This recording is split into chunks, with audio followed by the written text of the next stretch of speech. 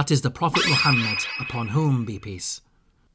Now, the Song of Solomon doesn't just connect together biblical prophecies, it also shines more light on them because it Okay. Okay. Okay, the Old Testament book. okay, I did react to like Muhammad mentioned in the Bible. You could say this is a part two. Person who recommended me this told me, okay, this is the video, with like more context, I think is what he was telling me. So I hope, I hope we see a lot more context because really, I truly, yeah. Book of the Song of Solomon is the most misunderstood in the Bible. It's story of a bride longing. And oh my goodness, the comments that I got on that video. Oh, look. I read the comments. Guys, let me tell you something, right? I read comments. I read even if I don't respond to it, I read it. I read comments. Okay, sometimes I will look at a comment and I'll be like, I'll respond to this sometime in the future. But believe me, I read comments. And the amount of comments that I got on, yeah, For her beloved has led many to mistakenly dismiss it as nothing more than romantic literature. As we are going to see, this could not be further from the truth. The reality is that it's arguably the greatest book of prophecy in the entire Bible. That's Rabbis themselves testify to its significance. Rabbi Akiba called it the Holy of Holies. The Talmud went so far as to warn that trivializing any of its verses brings evil upon the world. In the Song of Solomon, the bride spends much of her time searching for her beloved, who keeps on disappearing. The Song of Solomon actually ends with the bride crying for her beloved to come quickly. It's only when one grasps that the bride symbolizes Israel and her beloved symbolizes God's redemption that its true meaning can be unlocked. Based on this understanding, the Song of Solomon depicts the people of Israel waiting. Okay, first of all, where did you get this conclusion from? Where'd you get that conclusion from? Right? Like, where'd you get that conclusion from? You can't just say like, oh, yeah, this means so and so. Sources, just trust me, bro. You know what I mean? Like, you again, this is a big deal. You're talking about something very, very articulate, something very delicate. So you can't just beat around the bush, you know. For God to redeem them. The ancient Jewish Targum interprets it in exactly this way, as an inspired account of the redemptive history of Israel. As we are now going to see, the bride's beloved, the Song of Solomon's prophesied Redeemer of Israel, is none other than Muhammad, upon whom be peace, who was sent to wed Israel into a new everlasting covenant with God. Here, I can already see the comments from a mile away, bro. Oh my god. That's a crazy statement to say. Let's see what he has to say. Here are the key verses in Song of Solomon. My dove in the clefts of the rock, in the hiding places on the mountainside, show me your face. Let me hear your voice. Most beautiful of women, where has your lover gone?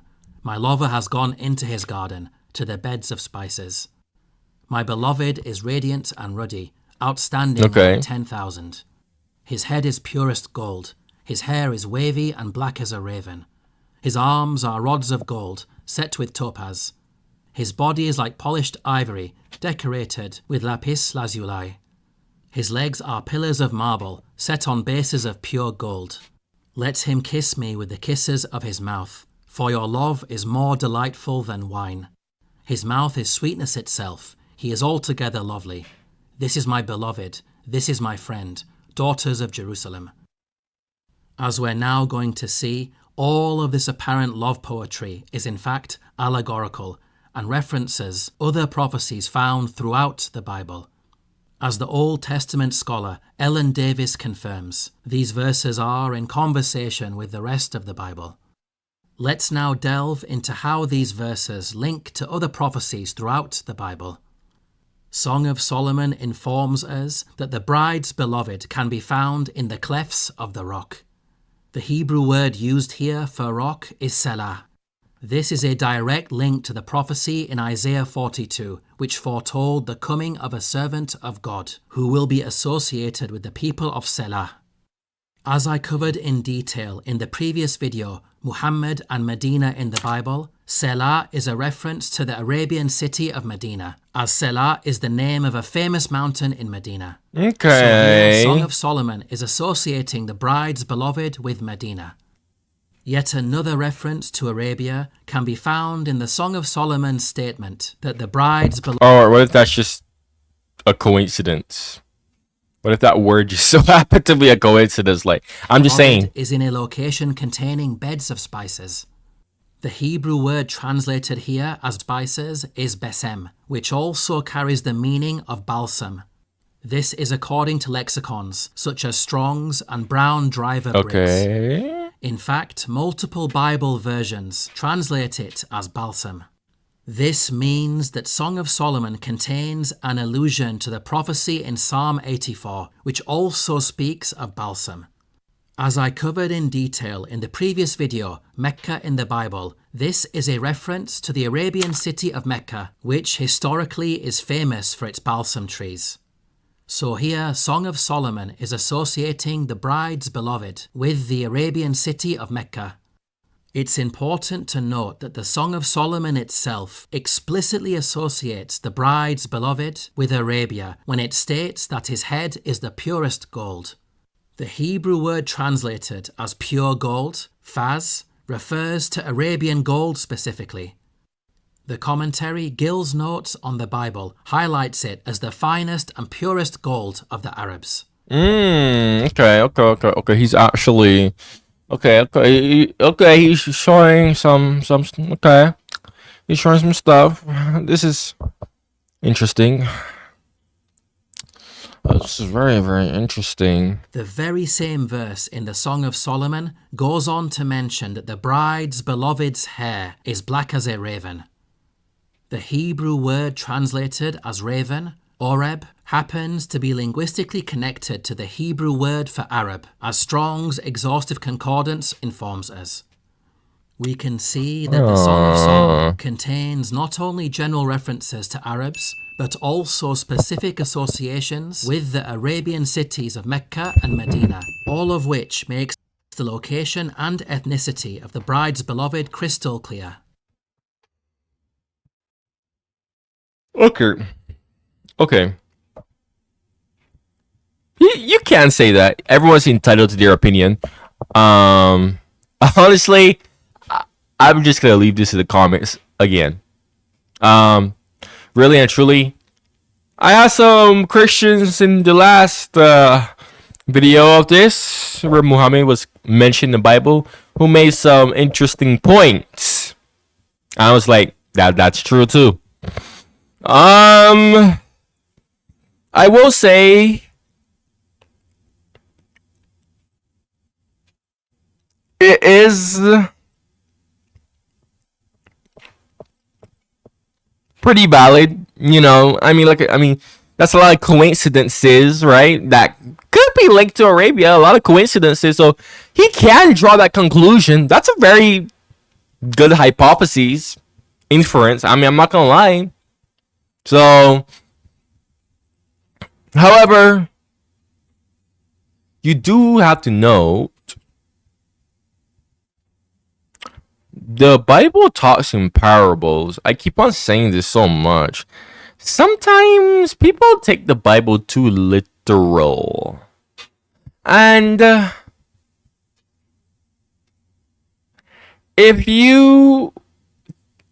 because of this, people tend to misinterpret the Bible a lot.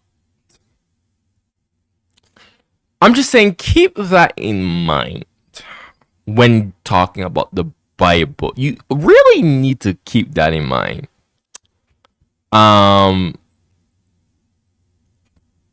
No.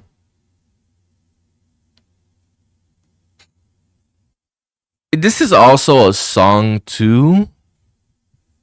So when talking about like a song, I mean, really and truly, even now, songs have so much parables in them and stuff that aren't literal, right?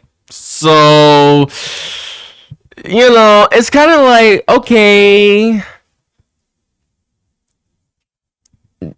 it mentions all of this, but like, is it literally, like, is it in a literal sense, or is it in a metaphorical sense? Is it just talking parables? So it's like everyone's entitled to their own opinion. Like I said, I'm just gonna leave it for the comments to decide. I'm not really gonna try and debunk anything here. This is just one of those things where I'm just interested to hear what the other side has to say. I'm just giving my honest thoughts on it. Again, this is a reaction video. So I'm just giving my honest reaction. If you want to debunk it, again, the comments are open. Song of Solomon goes on to associate But this is quite bride's interesting, though. beloved with 10,000. The word translated here as outstanding is the Hebrew dagal, which carries the meaning of a standard bearer in a military context. Barnes' notes on the Bible commentary also points out the militaristic context. So, the bride's beloved will be the leader of an army of 10,000. This bears a striking resemblance to the prophecy in Deuteronomy 33, which mentions the emergence of 10,000 saints. The Jewish commentary Sifrei Devarim also made this connection between Song of Solomon and Deuteronomy's mention of 10,000 saints. Hence, we can look to Deuteronomy 33 to learn more information about the bride's beloved. As I covered in detail in the previous video, Muhammad and the companions in the Bible, the book of Deuteronomy foretold the emergence of a new lawgiver in Arabia who would be supported by 10,000 saintly followers. So yet again, we have another instance here of the bride's beloved being linked to Arabia. Song of Solomon goes on to liken the bride's beloved's body parts to various precious metals. This is an allusion to the book of Daniel chapter 2, which mentions Nebuchadnezzar's dream about the statue whose body parts are also made of various precious metals. That could just be a coincidence, though. I mean, that could just be a coincidence. How is that a direct connection?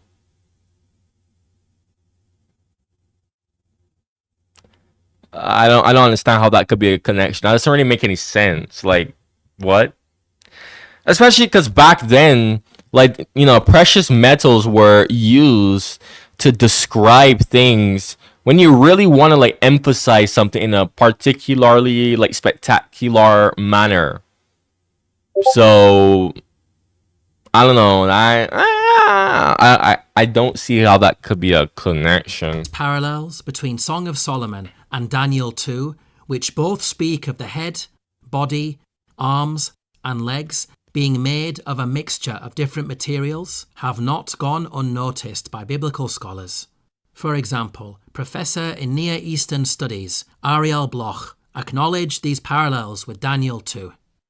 We can look to Daniel 2 to learn more information about the bride's beloved. As I covered in detail in the previous video, Muhammad in the book of Daniel, the book of Daniel chapter 2 foretold the emergence of a kingdom of God that would conquer the nations of Babylon, Persia, Greece and Rome. Song of Solomon goes on to describe the beloved's mouth as being sweetness. The Old Testament commonly utilizes sweetness to symbolize God's commands.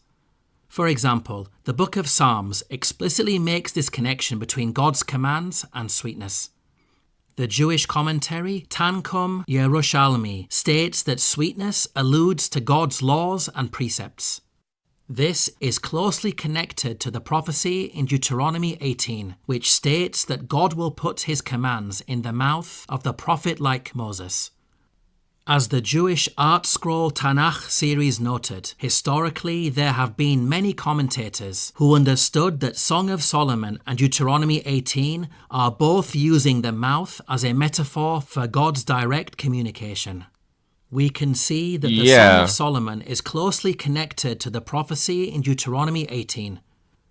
As I covered in detail in the previous video, Muhammad, the prophet like Moses, Is it?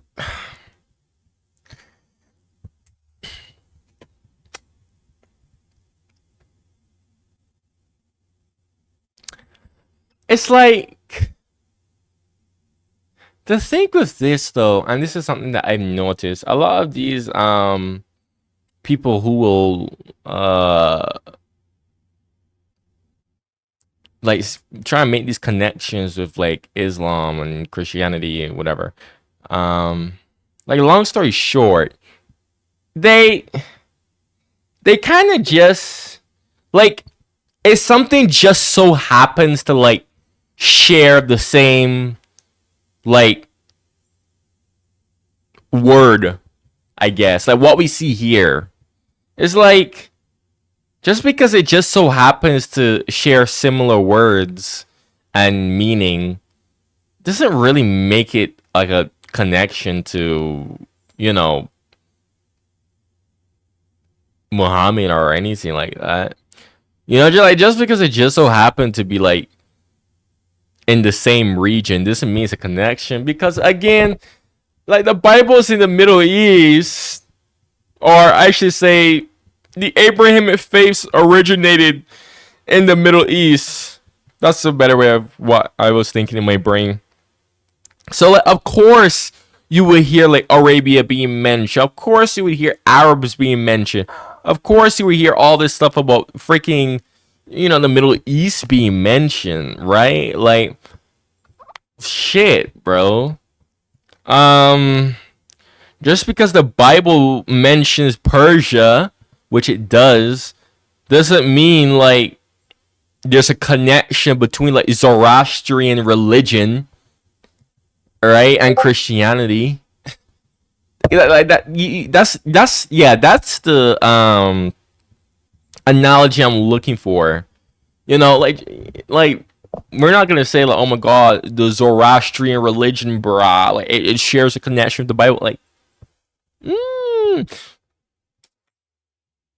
if you don't know what the Zoroastrian religion is, it's the religion that Persia had before it was largely replaced. But the book of Deuteronomy foretold a momentous individual to come who will bring a new divine law and covenant for Israel to follow, just as Moses did, and that he will be sent at a time after Jesus. In summary, by linking the bride's beloved to prophecies found in Isaiah 42, Psalm 84, Deuteronomy 33, Daniel 2, and Deuteronomy 18, the Song of Solomon is informing us that all of these various prophecies are interconnected and represent a single individual who will possess the following qualities and achievements. He will be an Arab who is associated with Mecca and Medina. He will be supported by a large number of saintly followers. His kingdom will conquer the nations of Babylon, Persia, Greece, and Rome. He will bring a new divine law. He will be sent after the time of Jesus. In the entire history of mankind, there is only one individual who embodied all these characteristics and accomplished all these feats, and that is the Prophet Muhammad, upon whom be peace. Now, the Song of Solomon doesn't just connect together biblical prophecies, it also shines more light on them, because it... Okay. Okay. Again, you're entitled to your opinion. I mean, again, it is a good thesis, it's a good inference, a good hypothesis, so I can't really, like... I'm just saying,